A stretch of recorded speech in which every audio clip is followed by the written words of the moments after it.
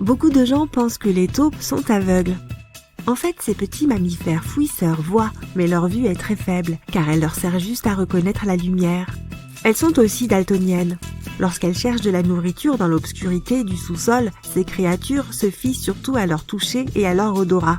Leur sens du toucher est très développé et leur permet de ressentir les vibrations du sol. Cela les aide à éviter le danger ou à trouver plus facilement leur repas, qui est composé de 1000 pattes, de vers et d'autres invertébrés. Elles creusent assez vite, avançant de plusieurs centimètres par minute. Les animaux hibernent non pas parce qu'il fait trop froid pour rester dehors en hiver, mais parce qu'il n'y a pas assez de nourriture durant cette période.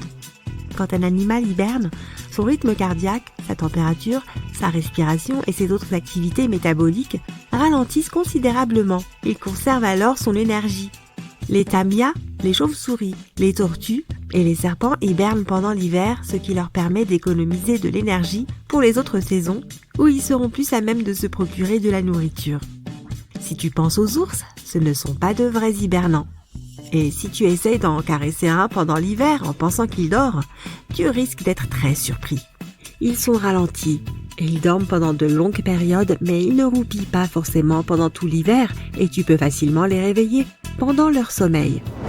Et pour finir, les perce-oreilles ne te pondront pas d'œufs dans les oreilles. Malgré leur nom, tes oreilles ne les intéressent pas. Du moins, il n'y a rien qui permette de le prouver. Ils préfèrent passer leur temps dans des endroits sombres et humides, comme sous l'écorce des arbres ou dans la terre. Donc, sois tranquille. Tu cherches quelque chose de visqueux? Beaucoup de gens ont tendance à croire que les escargots ne sont que des limaces avec une coquille. Mais même s'ils se ressemblent beaucoup, ce sont des espèces complètement différentes. Les limaces n'ont pas besoin de coquilles protectrices, car tous leurs organes internes sont, internes, c'est-à-dire situés à l'intérieur de leur corps visqueux. Elles peuvent se comprimer et s'introduire dans des endroits difficiles d'accès. C'est pourquoi on trouve souvent les limaces dans les endroits les plus improbables, comme sous l'écorce des arbres ou dans de minuscules petits trous, ou encore à la bibliothèque faisant semblant d'étudier pour les examens. Les escargots, en revanche, sont très dépendants de leurs coquilles et ne peuvent pas survivre sans elles. Contrairement aux bernards l'ermite, qui renouvellent leurs coquilles en grandissant, les escargots naissent avec une coquille sur leur dos. Les bébés escargots sont d'ailleurs adorables avec ces fragiles bulles translucides qui se calcifient et deviennent plus grandes et plus résistantes avec l'âge. De nombreux organes internes des escargots se trouvent également à l'intérieur de la coquille, ce qui signifie que si elle est écrasée ou endommagée, l'animal ne survivra probablement pas. Néanmoins, un escargot peut réparer les petites fissures de sa coquille à l'aide de protéines et de calcium sécrétés par son manteau.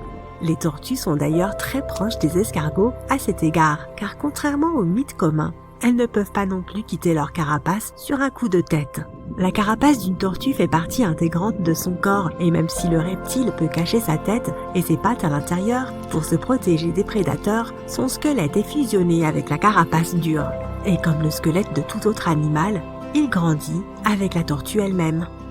Les koalas ne mangent que des feuilles d'eucalyptus, mais il en existe plus de 600 variétés différentes. Et les koalas n'en mangent que 30, soit seulement 5% de ce qu'il est disponible sur le menu. Il faut donc que ce soit un eucalyptus très spécifique pour qu'un koala difficile s'en accommode. Ces adorables créatures ont aussi quelque chose en commun avec les chats. Elles dorment 18 à 20 heures par jour. Les ours polaires ne sont pas blancs. Leur peau est noire sous leur fourrure, mais ils ont besoin de la couleur blanche pour se camoufler pendant qu'ils chassent. La couleur noire absorbe le soleil mieux que tout autre, tandis que la fourrure blanche n'arrête pas la lumière du soleil. Les rayons la traversent. En un sens, un ours polaire a plutôt une fourrure transparente. Il existe un mythe selon lequel les chats et les chiens voient le monde en noir et blanc. En réalité, ils ne peuvent tout simplement pas distinguer certaines couleurs. Personne ne sait exactement comment les chiens voient. Certains pensent qu'ils ne distinguent que 2 couleurs. Ce pourrait être le bleu et le jaune pour ce que nous en savons, mais ils peuvent percevoir les nuances d'autres couleurs mieux que les humains. Et les chats ont une merveilleuse vision nocturne.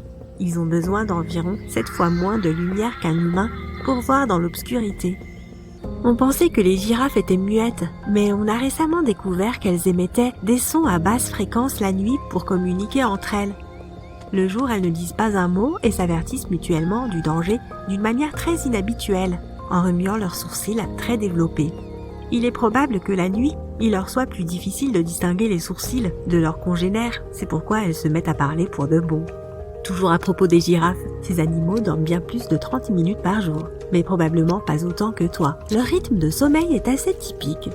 Après avoir surveillé un troupeau de girafes, les chercheurs ont découvert qu'elles dormaient la nuit et faisaient de courtes siestes l'après-midi. Au total, chaque girafe a environ 5 heures de sommeil par jour. Et d'ailleurs, un troupeau de girafes s'appelle en fait une tour de girafes. C'est plutôt logique, sachant qu'elles ont un si long cou. Les mouettes peuvent boire de l'eau salée. Elles possèdent des glandes sécrétant du sel près de leurs yeux. Ces glandes purifient l'eau de mer très rapidement, et le résidu salé sort par leurs narines. De la morve salée en quelque sorte. Les manchots Adélie sont de vrais romantiques. Ils n'ont qu'un seul partenaire pour la vie. Le mâle offre un caillou lisse à la femelle pour fonder une famille, un peu comme une bague de fiançailles. Mais comme chez les humains, la femelle pingouin peut refuser le cadeau. En parlant d'amour animal, les renards aussi sont romantiques. Les mâles font de bons pères et maris, et ils sont dévoués à leurs proches pour la vie. Ils prennent soin des femelles et enlèvent même les puces de leur fourrure. Ils améliorent le terrier et participent activement à l'éducation de leurs petits. Les dauphins peuvent dormir avec un œil fermé et l'autre ouvert. Une moitié du cerveau se repose et rêve pendant que l'autre moitié scanne l'environnement à la recherche de signes de danger. Le cerveau parfait pour dormir pendant les cours et les réunions ennuyeuses. De plus, les dauphins contrôlent manuellement leur respiration. Si les deux parties de leur cerveau dormaient en même temps, ils pourraient tout simplement se noyer. Les loutres de mer sont les dormeuses les plus adorables du règne animal. En été, à cause de la chaleur, les loutres de mer passent tout leur temps dans l'eau. Elles nagent sur le dos et dorment dans cette position. Les bébés dorment sur le ventre de leur mère, et les adultes se tiennent par les pattes pour ne pas être séparés par les courants. Les autruches n'enfouissent pas leur tête dans le sable lorsqu'elles se sentent menacées. En fait, elles n'enfouissent jamais leur tête. Ce mythe s'est répandu à cause de la célèbre expression « faire la politique de l'autruche ». En réalité, les autruches creusent des trous dans le sable pour leurs œufs, car ce sont des oiseaux incapables de voler. Pour s'assurer qu'ils sont uniformément chauffés, les autruches y plongent leur tête afin de tourner les œufs de temps en temps. Mais ces animaux ont quand même une certaine propension à la fuite. Lorsqu'elles font face à une menace, elles peuvent se laisser tomber sur le sable et y rester parfaitement immobiles, en faisant semblant de ne pas être en vie. Selon une croyance populaire erronée, les requins ne pourraient respirer qu'en se déplaçant, car la natation les aide à pousser l'eau à travers leurs branchies. Bien que de nombreux types de requins soient effectivement conçus ainsi, beaucoup d'autres, comme les requins nourrices, qui arpentent les hauts fonds, n'ont pas besoin de nager pour pomper de l'eau riche en oxygène vers leurs branchies. Toutefois, tous les requins sont dépourvus de vessie natatoire, donc s'ils arrêtent de nager, ils vont probablement couler au fond de l'eau. Mais heureusement, le corps d'un requin ne peut pas être comprimé. C'est pourquoi les descentes ou les remontées rapides sont sans danger pour eux. Des scientifiques du Japon ont fait écouter des enregistrements audio à des chats pour prouver qu'ils étaient réellement dédaigneux. Dans ces enregistrements, les propriétaires des chats les appelaient par leur nom. Les pupilles des chats se dilataient et les animaux bougeaient leur queue, leurs pattes ou leurs oreilles. Ils entendaient donc les appels mais y répondaient rarement. C'est une question d'évolution. Les chats sont devenus proches des humains parce qu'ils étaient attirés par les souris qui mangeaient nos céréales. Ils ont vécu auprès des gens mais n'ont jamais réellement été apprivoisés. Et pourtant, nous continuons à les nourrir. Les oiseaux sont en fait parmi les derniers survivants. Je parie que vous n'avez jamais entendu parler de l'ondulation, mais il s'agit d'un système qui pourrait bien se trouver caché dans votre garde-manger en ce moment même. Avez-vous déjà remarqué ces rainures sur les boîtes de conserve? C'est exactement ce qu'elles sont. Et elles ne sont pas là juste pour l'esthétique. Tout d'abord, elles rendent la boîte de conserve extra résistante. C'est parce qu'elles peuvent l'aider à éviter de se fissurer pendant le processus de fabrication. De plus, ces cannelures sont utiles lors de la livraison, agissant comme une armure pour s'assurer qu'il n'y ait pas de perte. Elles sont également utiles sur le long terme car elles aident à maintenir les boîtes de conserve dans leur forme originale. Même lorsque l'environnement ambiant devient trop chaud ou trop froid, ces ondulations leur permettent de respirer un peu. Elles se dilatent et se contractent sans briser le métal. Vous ne remarquerez peut-être pas de fissures sur les boîtes de conserve ordinaires. Mais même la plus petite des ouvertures peut paver la voie à de vilaines bactéries avides d'entrer en contact avec la nourriture, sans oublier qu'elles créent ce petit espace d'air. Donc lorsque vous ouvrez la boîte, tout glisse facilement, sans que vous ayez à fournir beaucoup d'efforts. Vous savez ce qui ne nécessite pas beaucoup d'efforts non plus? Cliquez sur le bouton d'abonnement et likez cette vidéo. Saviez-vous qu'il existe une plante tellement désireuse d'atteindre le soleil que vous pouvez entendre sa croissance? La rhubarbe, juste avant d'être cueillie dans les champs, absorbe autant de rayons de soleil que possible pour produire du glucose. Après cette séance de bronzage, elle est transportée dans des hangars sombres. À l'intérieur, elle continue de pousser et utilise le glucose stocké en guise de carburant. Jusqu'ici, rien d'anormal. Mais dans cet endroit sombre, chaleureux et confortable, la rhubarbe commence à se comporter de manière étrange. Cet environnement pousse la plante à s'étirer, dans l'espoir de retrouver à nouveau les rayons du soleil. Et cela se produit si rapidement que vous pouvez réellement entendre les tiges pousser et les bourgeons faire du bruit lorsqu'ils s'éclatent. Pour s'assurer que ce processus se déroule sans encombre, aucune lumière n'est autorisée. Si la lumière atteint la rhubarbe à ce stade, elle reprendra sa photosynthèse et deviendra amère. En parlant de nos courses quotidiennes, vous avez peut-être remarqué que les sacs de légumes présentaient des rayures vertes. Sachez que c'est un subtil tour d'optique. Ces rayures trompent nos yeux, en leur faisant croire que les légumes sans peau sont beaucoup plus verts qu'ils ne le sont réellement. Et il n'y a pas que les légumes qui bénéficient de cet emballage spécial. Les oranges sont souvent vendus dans des sacs en filet rouge pour la même raison. Les citrons? On opte pour des sacs jaunes ou verts, afin d'obtenir le même éclat de couleur. Si vos compétences culinaires ne sont pas terribles et que vous avez peur de gâcher encore une fois le dîner, mettez-vous aux champignons. C'est parce qu'ils sont presque impossibles à trop cuire. Contrairement aux légumes, qui se transforment en bouillie lorsqu'ils sont trop cuits, les champignons sont beaucoup plus résistants. Ils présentent une substance intéressante, appelée chitine, une structure moléculaire qui fonctionne comme une armure. Ainsi, vous pouvez les cuire indéfiniment. Ils garderont leur consistance. Les donuts n'ont pas de trou pour faciliter leur prise en main. Si vous avez déjà essayé d'en faire à la maison, vous avez peut-être remarqué que lorsque vous faites frire la pâte, l'extérieur cuit rapidement, grâce à l'huile bouillante. Si vous voulez que l'intérieur soit tout aussi bien cuit, vous devriez le laisser dans l'huile beaucoup plus longtemps, mais l'extérieur deviendrait alors trop brun.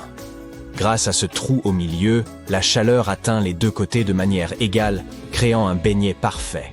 Voici comment ce petit bout de papier se retrouve dans votre biscuit chinois. Tout d'abord, on cuit ces biscuits à plat, comme des crêpes. Ensuite, lorsqu'ils sont encore chauds et malléables, on glisse à l'intérieur ces petits messages. Lorsque les biscuits refroidissent, ils durcissent et conservent leur forme, piégeant la prédiction à l'intérieur comme une savoureuse capsule temporelle. Selon la légende, ces friandises asiatiques étaient initialement destinées à aider les gens à s'envoyer toutes sortes de messages secrets sans éveiller de soupçons.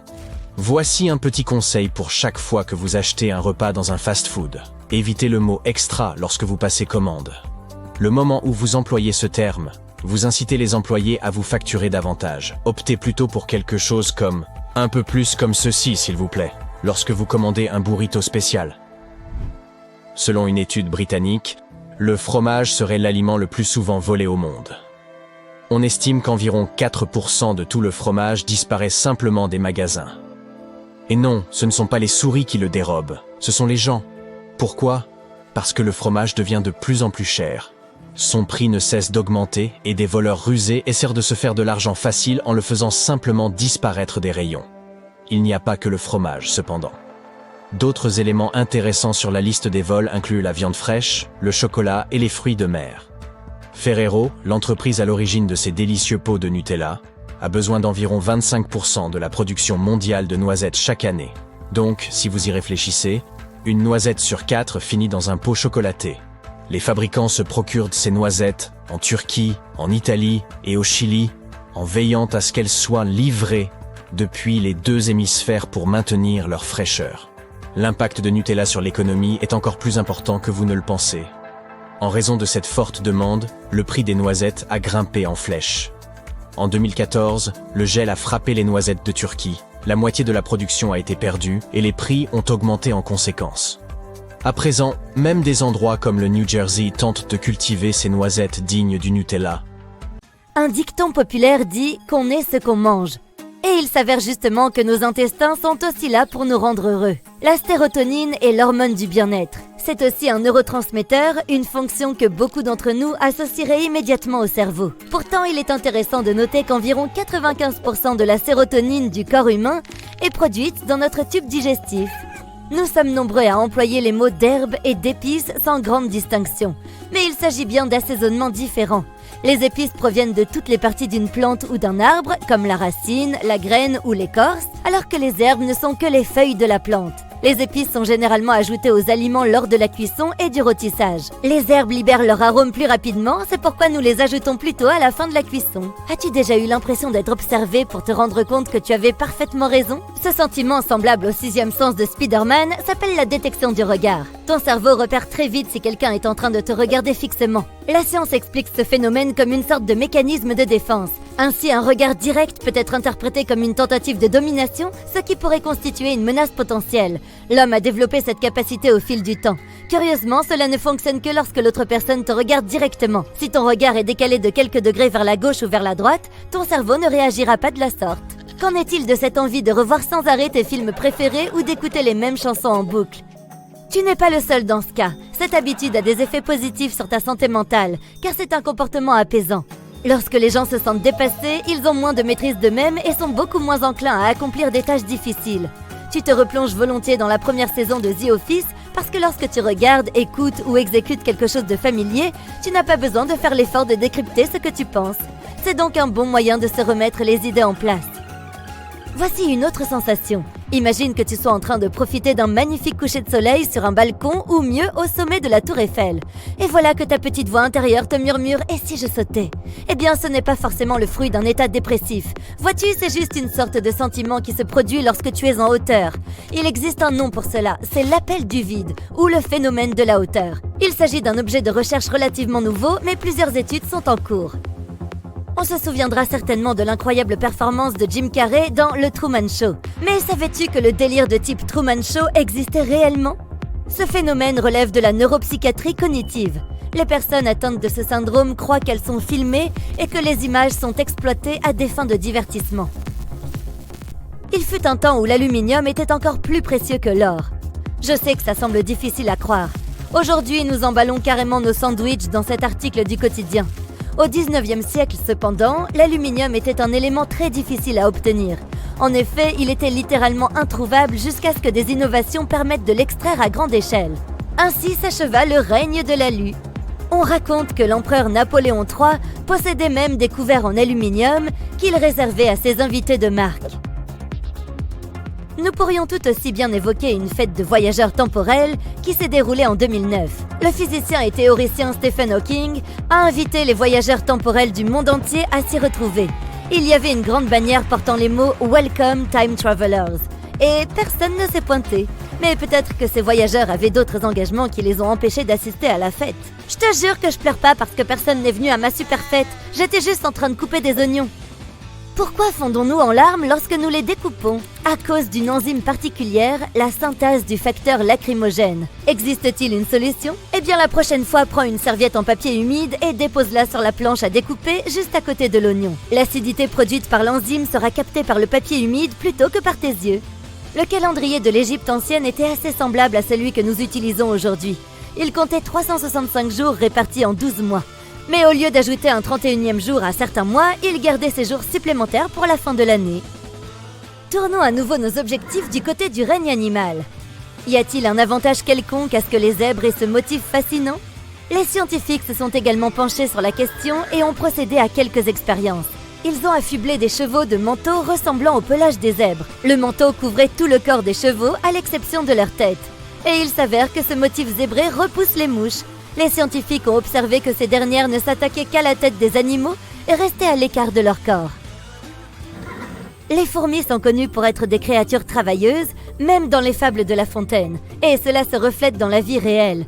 Elles peuvent soulever jusqu'à 20 fois leur propre poids. Ces insectes ont également d'autres qualités remarquables. Ainsi, si une fourmi se blesse gravement, elle refusera d'être soignée par ses congénères. La fourmi sait qu'elle ne survivra pas. Alors au lieu de gaspiller les ressources de la colonie, elle obligera ses fourmis infirmières à continuer sans elle.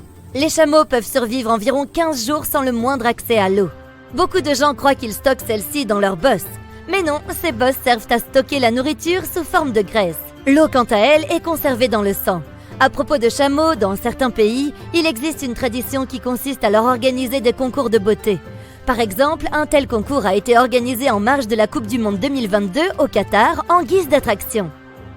Tu vois une mouche énorme dans ta maison, mais elle échappe aisément à tes coups rapides de ninja. Tu te dis peut-être que la nature se chargera d'elle en quelques jours. Mais sache qu'en réalité, les mouches domestiques peuvent vivre jusqu'à 1 mois ou 2. Le fait suivant concerne les situations d'urgence sur la route.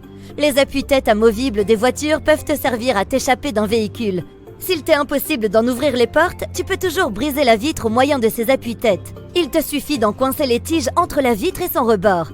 Choisis un coin et frappe ensuite l'appui-tête aussi fort que possible pour briser la vitre en toute sécurité.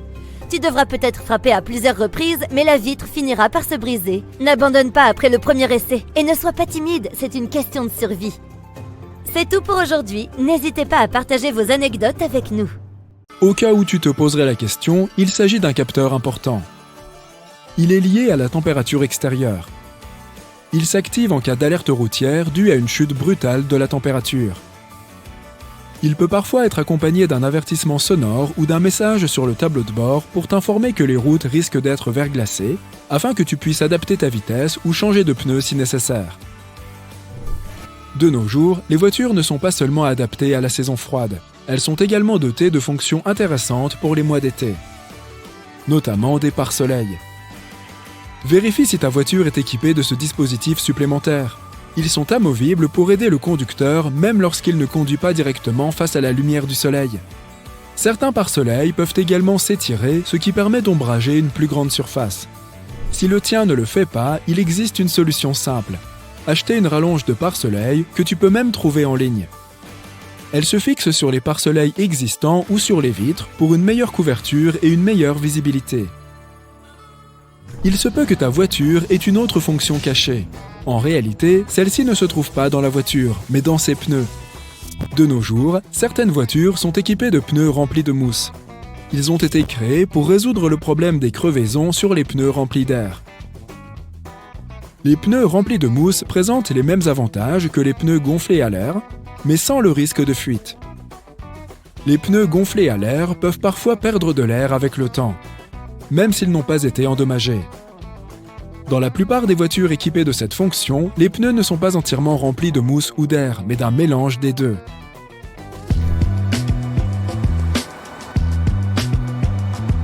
Un avantage de ces pneus modernes est qu'ils rendent les voitures plus silencieuses. En général, les voitures électriques font moins de bruit, mais grâce à cette mousse, elles sont aussi silencieuses qu'un chat. Certaines personnes apprécient le fait qu'elles soient silencieuses, tandis que d'autres préfèrent le vrombissement classique et rassurant d'un moteur à essence. Mais même les conducteurs qui aiment le bruit des moteurs classiques peuvent apprécier le silence de ces nouveaux modèles, car ils restent très rapides. Tu es peut-être tombé sur un bouton appelé AEB, qui est l'acronyme anglais de freinage d'urgence automatique. Il s'agit d'une fonction qui utilise des capteurs pour détecter si une collision est imminente. Lorsqu'il est activé, le système freine automatiquement pour tenter d'éviter un accident ou d'en atténuer la gravité. Il existe 2 types d'AEB. Celui qui ne fonctionne qu'à faible vitesse et celui qui fonctionne à toutes les vitesses. Si la voiture ne peut pas être arrêtée complètement, le système AEB essayera de la ralentir autant que possible pour réduire l'impact. De nombreuses voitures sont désormais équipées de systèmes capables d'avertir le conducteur qu'une personne marche devant lui, voire d'arrêter automatiquement le véhicule pour éviter un accident. Ces systèmes utilisent des capteurs spéciaux qui peuvent également détecter les vélos et les animaux. Cependant, une étude a montré que ces systèmes ne fonctionnent pas toujours bien, surtout la nuit. Même si ta voiture est équipée de cette fonction supplémentaire, il est essentiel de toujours faire attention en conduisant et de ne pas se fier uniquement à ces systèmes. L'assistance au centrage permet de rester au milieu de ta voie lorsque tu roules sur l'autoroute. Il ne remplace pas non plus l'attention portée à la route, mais il peut te guider dans les courbes. Tu gardes le contrôle de la voiture et tu peux tourner le volant si tu veux prendre une autre direction. Certains systèmes fournissent beaucoup d'assistance, tandis que d'autres sont plus subtils. Quoi qu'il en soit, l'assistance au centrage ne peut pas gérer les virages serrés, et dans la plupart des voitures, elle ne fonctionne pas si le régulateur de vitesse n'est pas activé. Ce qui est également intéressant avec cette fonction, c'est que si elle détecte que tu as retiré tes mains du volant, Elle t'avertit pour que tu reprennes la bonne position de conduite. De nombreux accidents peuvent se produire lorsqu'on opère une marche arrière, par exemple pour sortir du parking d'un supermarché.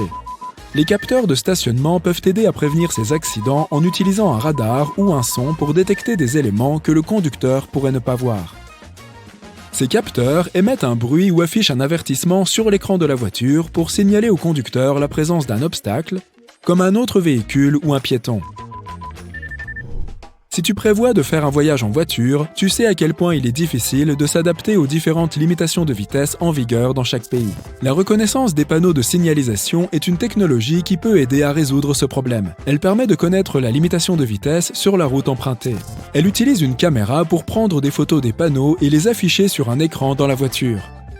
Cela peut être utile si les panneaux sont difficiles à voir ou si tu les as manqués en conduisant. Certaines voitures équipées de cette technologie peuvent même modifier leur vitesse automatiquement en fonction des panneaux qu'elles voient. Cette technologie est surtout présente dans les voitures haut de gamme, mais elle est de plus en plus répandue.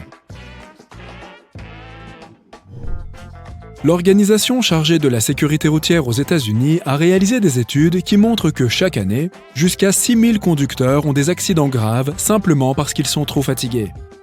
Bien sûr, ce serait génial que les voitures soient équipées d'une cafetière ou d'une douche pour te tenir éveillé pendant les longues journées de conduite. Mais certaines sont équipées d'un système capable de détecter si tu commences à t'endormir. Des capteurs surveillent tes mouvements lorsque tu es assis sur ton siège. Ils observent notamment la façon dont tu tournes le volant et dont tu déplaces la voiture. S'il détecte que tu es un peu trop fatigué pour continuer, il émet un bruit et affiche un message sur le tableau de bord, t'invitant à faire une pause. Certains de ces systèmes affichent même l'image d'une tasse à café pour te rappeler de t'arrêter à la prochaine station-service. Cela pourrait te sauver la vie un jour. Je parie que tu rêves de voyager au fin fond de l'espace. Mais je suis tout aussi sûr que tu ne connais même pas la moitié de toutes les choses incroyables qui se passent dans notre système solaire. Il y a des volcans de glace sur Pluton, une planète géante qui se cache peut-être à la périphérie de notre système solaire, et un canyon de la taille des États-Unis sur Mars. Voyons tout ça. Tout d'abord, rapprochons-nous de notre Soleil. Il est incroyablement massif. Tu veux des preuves? Eh bien, 86% de la masse totale du système solaire provient du Soleil. En particulier de l'hydrogène et de l'hélium dont il est composé. Les 14% restants correspondent principalement à la masse des 8 planètes du système solaire. Et je vis sur l'une d'entre elles. Et tu ne l'as peut-être pas remarqué, mais nous vivons à l'intérieur du Soleil. Attends, je ne veux pas dire que nous sommes les habitants de cette boule de lumière rougeoyante située à environ 150 millions de kilomètres, mais l'atmosphère du Soleil s'étend bien au-delà de sa surface visible. Et notre planète se trouve juste à sa portée.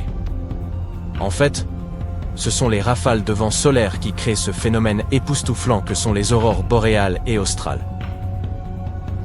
Et puisqu'on parle du système solaire, tu dois savoir qu'il a déjà 4,6 milliards d'années.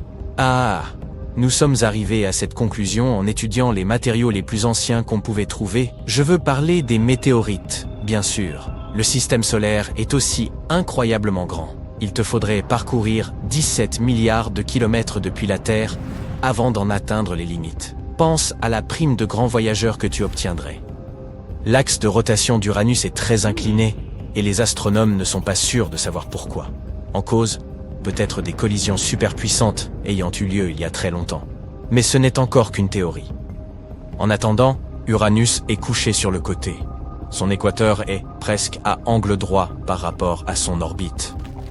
L'océan de Jupiter est le plus grand de tout le système solaire. Mais attends, il n'a rien à voir avec ceux que tu connais. L'océan de Jupiter n'est pas fait d'eau. Il contient de l'hydrogène métallique et a une profondeur stupéfiante de 40 000 km. Cela correspond presque à la circonférence de la Terre.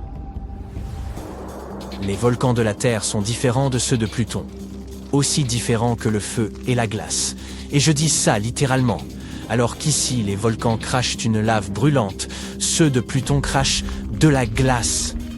Lorsqu'elle est gelée, l'eau se dilate et une énorme pression s'accumule jusqu'à ce que, boum, la glace entre en éruption. Un nouveau cryovolcan se forme alors. Au fait, comme tu t'en souviens peut-être, Pluton était une planète. Mais ce titre lui a été retiré en 2006 par certains bureaucrates de l'astronomie. Plus tard, Pluton a été reclassé en tant que planète naine. Mais le fait le plus inattendu au sujet de ce corps spatial est que son diamètre est plus petit que celui des États-Unis. Regarde, la plus grande distance d'un bout à l'autre du pays, du Maine à la Californie du Nord, est d'environ 400-300 km. Et le diamètre de Pluton ne fait que 2400 km. Même un corps spatial minuscule peut avoir sa lune. En 1993, la sonde Galileo est passée à côté d'un astéroïde miniature qui ne mesurait pas plus de 32 km de diamètre. Imagine la surprise des astronomes lorsqu'ils ont découvert que cette petite chose avait une lune de 1,1 de large. Depuis, les scientifiques ont trouvé des tonnes de lunes en orbite autour des planètes mineures de notre système solaire. Il règne sur Io, la lune de Jupiter, un chaos éternel en raison des centaines de volcans qui se trouvent à sa surface. Si tu décidais de visiter cet endroit, tu verrais la fumée de ces volcans s'élever très haut dans l'atmosphère. À tout moment ici, sur Terre, tu peux tomber sur une roche provenant de Mars.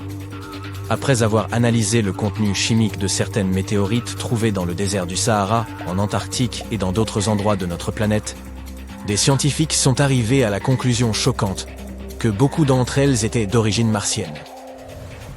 Dans de nombreux films de science-fiction, le personnage principal se retrouve accidentellement dans une ceinture d'astéroïdes et doit redoubler d'efforts pour éviter les innombrables rochers qui menacent son vaisseau. Eh bien, cela n'a rien à voir avec la réalité. La seule ceinture d'astéroïdes que les astronomes connaissent est située entre Mars et Jupiter. Il y a des milliers d'astéroïdes dans cette région, mais ils sont tellement espacés que le risque de collision est presque nul. Au-delà de l'orbite de Neptune, la mystérieuse ceinture de Kuiper est remplie d'objets massifs et glacés. La chose la plus curieuse à propos de cette formation spatiale, c'est que les scientifiques ne parviennent pas à expliquer son mouvement. Leur seule explication, c'est que Neptune pourrait nous dissimuler une énorme planète. Cette planète hypothétique a déjà reçu le nom de planète 9. Et il ne nous reste plus qu'à attendre que son existence soit confirmée, ou pas.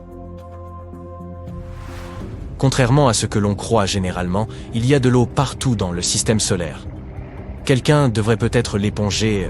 C'est un composant assez courant des comètes et des astéroïdes. Tu peux trouver de l'eau dans les cratères ombragés de la Lune et de Mercure. Mars a aussi de la glacée sur ses pôles. Il en va de même pour les plus petites membres du système solaire, comme la planète naine Cérès ou la Lune de Saturne, Encelade. Les astronomes pensent même qu'Europe, la lune de Jupiter, pourrait avoir un peu de vie. Sous sa surface gelée et fissurée, il y a probablement de l'eau liquide. Europe est plus petite que la Terre, mais elle pourrait abriter un océan géant et très profond, contenant 2 fois plus d'eau que tous les océans de notre planète réunis. Essaye, tu vas voir. Pince ton coude aussi fort que tu le peux. Tu sens à peine la douleur. Comment cela se fait-il ? Les terminaisons nerveuses sont différentes selon les régions du corps. Ce dernier est en effet plus sensible à la douleur aux endroits les plus fragiles et à risque. Ces zones possèdent plus de terminaisons nerveuses afin que nous réagissions plus vite pour nous protéger. Et la peau épaisse, comme celle des coudes, a moins de détecteurs de douleur. Mais je ne parle pas de cette douleur fourmillante et soudaine que tu peux ressentir lorsque tu te cognes le coude. C'est un peu comme si ton bras avait été électrocuté. Je ne dirais pas que cette sensation est marrante, même si les anglophones parlent d'un os rigolo qui en serait la cause, bien que ce ne soit pas un os. C'est un nerf qui part de ta colonne vertébrale, passe par ton cou, traverse ton coude et finit dans tes doigts. Son vrai nom est le nerf ulnaire. C'est l'un des 3 nerfs principaux de ton bras, et il transmet les sensations au bout de tes doigts. Ton nerf ulnaire est bien protégé par les muscles, la graisse et les os. Mais il y a un endroit de ton coude où ce nerf est exposé. Et cet endroit est, oui, pile où tu te cognes. Une version différente mais réelle du talon d'Achille. Voilà, maintenant tu sais pourquoi ça fait tout drôle quand tu te cognes le coude et pourquoi tu ne sens rien quand tu pinces sa peau. Le phénomène suivant concerne aussi nos mouvements les plus gênants. Mais pas seulement. Il peut aussi se produire lorsque tu vois la personne que tu aimes. Je parle du fait de rougir. Il n'y a pas vraiment de papillons dans ton ventre quand tu es amoureux. Mais je suis sûr de ceci. Quand tu rougis, la paroi de ton estomac rougit elle aussi. Oui, j'ai bien regardé. La muqueuse de l'estomac protège les parois de cet organe et l'acide qu'il contient. Lorsque tu rougis, elle rougit elle aussi, car les rougissements se produisent lorsque notre sang monte à la surface de notre peau. Et cela affecte aussi l'estomac. C'est un processus naturel, une réponse physiologique à un changement d'émotion. Et puisque nous parlons de l'estomac, sache que le liquide gastrique a la capacité de faire fondre une table en acier. Cela signifie que cet acide serait capable de digérer tes organes internes. Heureusement, la paroi de ton estomac empêche que cela se produise. Maintenant, nous allons parler du fait que tu brilles dans le noir. N'éteins pas encore les lumières. Tu ne peux pas voir ça à l'œil nu. Ces images de corps humains scintillants proviennent de caméras ultra sensibles. Des scientifiques japonais ont été les premiers à immortaliser la bioluminescence humaine. Seules ces caméras ultrasensibles peuvent détecter les minuscules quantités de lumière que notre corps émet, car cette lumière est 1000 fois plus faible que ce que l'œil humain peut voir. Apparemment, toutes les créatures vivantes produisent une petite quantité de lumière du fait des réactions chimiques dans leurs cellules. Et les humains ne font pas exception. Des chercheurs ont photographié le haut du corps d'un groupe de volontaires pendant plusieurs jours. Et leurs résultats indiquent que la lumière émise obéit à un cycle de 24 heures. La lueur est à son maximum en fin d'après-midi et à son minimum tard dans la nuit. En outre, la lumière la plus vive est émise par les joues, le front et le cou. Mais ces zones ne correspondent pas aux régions les plus lumineuses qui apparaissent sur les images des caméras thermiques. Savais-tu que tu es un peu plus grand le matin que tard dans la journée? Eh oui, je t'ai mesuré. Blague à part, cette différence de taille est liée à la gravité. Sa force comprime le cartilage de ta colonne vertébrale et de tes genoux lorsque tu te lèves ou t'assieds. Mais lorsque tu es couché, ta colonne vertébrale se décontracte et s'allonge. Voilà pourquoi, à ton réveil, après une longue nuit de sommeil, tu es plus grand. Mais cette différence de taille est assez négligeable. Pas la peine donc d'organiser un concours et d'ouvrir les paris. Un détail amusant, à leur retour de mission, les astronautes sont plus grands qu'ils ne l'étaient au moment de quitter la Terre. C'est à cause de l'absence de gravité sur l'ISS. Mais ils ne conservent pas cette taille toute leur vie après ça. Dès qu'ils posent le pied sur Terre, ils commencent à retrouver leur taille normale. Maintenant, revenons à cet organe dont nous avons parlé précédemment, la peau. Oui, la peau est un organe. En fait, c'est le plus grand organe de ton corps. Elle représente environ 15% de ton poids corporel. Et que fait cet organe en plus de recouvrir ton corps? Il remplit des fonctions vitales. Par exemple, il te protège des atteintes physiques et biologiques extérieures. Et il t'évite une perte d'eau excessive. Je ne peux pas m'empêcher de me demander quelles autres surprises le corps humain nous réserve. Mais pour l'instant, passons au monde animal. Les chouettes n'ont pas de globe oculaire. À la place, elles ont des tubes oculaires. Leurs yeux, en forme de tige, ne bougent pas dans leurs orbites comme le font nos yeux à nous. Du coup, il faudrait qu'elles bougent leur corps entier afin de regarder autour d'elles. Mais cela ferait beaucoup trop de bruit. Et les autres animaux les entendraient. Grâce à l'évolution, les chouettes possèdent donc un cou pouvant pivoter d'environ 270 degrés, et ce sans faire le moindre bruit. Mais quel intérêt? Eh bien, la vision nocturne nécessite de grandes cornées pour capter le plus de lumière possible. Voilà pourquoi la plupart des animaux nocturnes, comme le loris ou le tarsier, ont de grands yeux. Pour les chouettes, c'est un peu différent. Comme elles ont de petites têtes, elles ne peuvent pas avoir d'aussi grands yeux.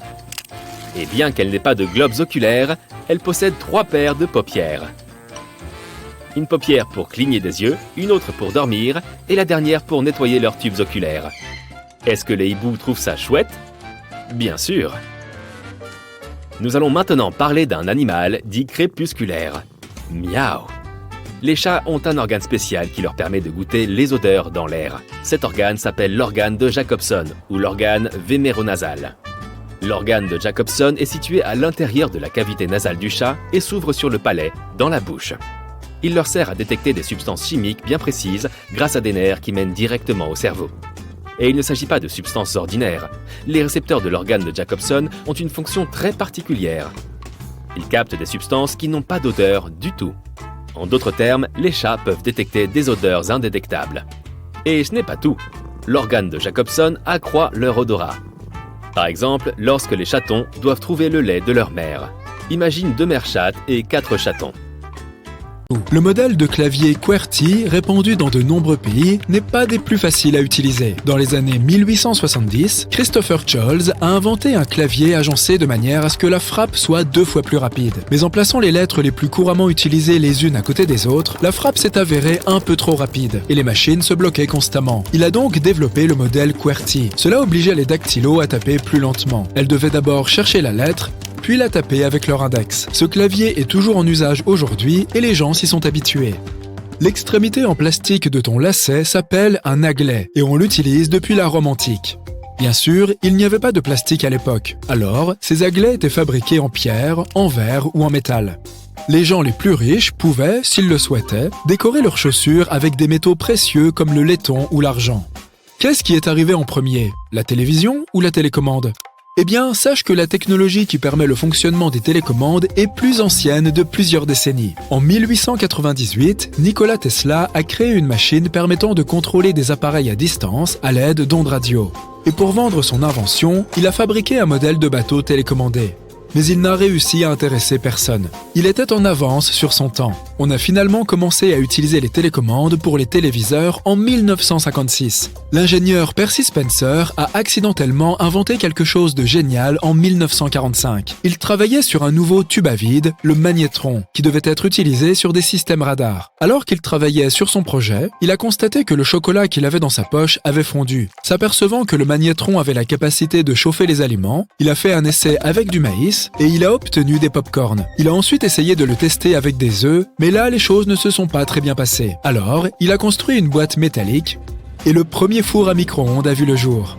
En 1733, un duc anglais a demandé à William Kent, un architecte, de lui fabriquer un moyen de transport pour ses enfants. William a construit la toute première poussette, mais personne n'était censé la pousser. Sans poignée, elle ressemblait à un chariot et était tirée par une chèvre ou un petit poney. Un tout petit nombre de ces poussettes a été fabriqué à l'époque, car elles étaient coûteuses. Plus de 100 ans plus tard, en 1848, la première poussette avec des poignées a été inventée et mise sur le marché à un prix abordable. On associe souvent, à cause des films, les policiers et les beignets. Et il y a en fait une raison à cela. Dans les années 1950, aux États-Unis, les agents qui travaillaient de nuit avaient souvent du mal à trouver un endroit ouvert pour se payer une petite collation de minuit. À cette époque, les magasins de beignets étaient des entreprises familiales. Ils travaillaient dur toute la nuit, fabriquant des beignets frais pour les vendre le lendemain. Et comme ces magasins étaient souvent victimes de braquages, une relation qui perdure encore s'est alors créée. Les policiers avaient quelque chose de délicieux à se mettre sous la dent et les fabricants de beignets se sentaient en sécurité pendant la nuit. Faire éclater du papier bulle est vraiment une activité relaxante. Et bien sûr, ce matériau est également très utile pour protéger les objets fragiles. En 1957, 2 ingénieurs se sont amusés à coller ensemble 2 rideaux de douche en emprisonnant les bulles d'air entre les 2 surfaces. C'est ainsi que le premier papier bulle a été fabriqué. Mais ce qu'ils cherchaient à inventer, c'était un papier peint d'un nouveau type. Malheureusement, leur produit n'a eu aucun succès sur le marché. Quelque temps plus tard, ils ont essayé de le vendre comme isolant pour les serres. Et une fois de plus, ils ont échoué. Tout a changé en 1960 quand IBM a commencé à expédier des pièces d'ordinateur très fragiles. Le papier bulle était parfait et il collabore encore à ce jour. On utilise aujourd'hui des applis de cartes disponibles sur nos téléphones pour s'orienter, mais autrefois, nous n'avions pas d'autre choix que d'utiliser des cartes en papier. Et la concurrence dans cette industrie était féroce, à tel point que les cartographes dessinaient des agglomérations fantômes pour éviter que leurs rivaux ne copient leurs cartes. On appelait ces fausses villes des pièges à droit d'auteur. Cependant, l'une de ces villes est devenue réelle. Aglo, dans l'état de New York, a été inventé comme piège par General Drafting Co. Peu après, un autre cartographe a inscrit cette ville sur sa propre carte sans se douter qu'il se ferait prendre. Mais lors du procès, on a découvert qu'en 1950, une épicerie s'était installée à cet endroit. Et son propriétaire, supposant qu'Aglo existait réellement, a décidé de donner ce nom à son magasin. Du coup, il n'y avait plus de violation de droit d'auteur, car, techniquement, la ville d'Aglo était bel et bien réelle.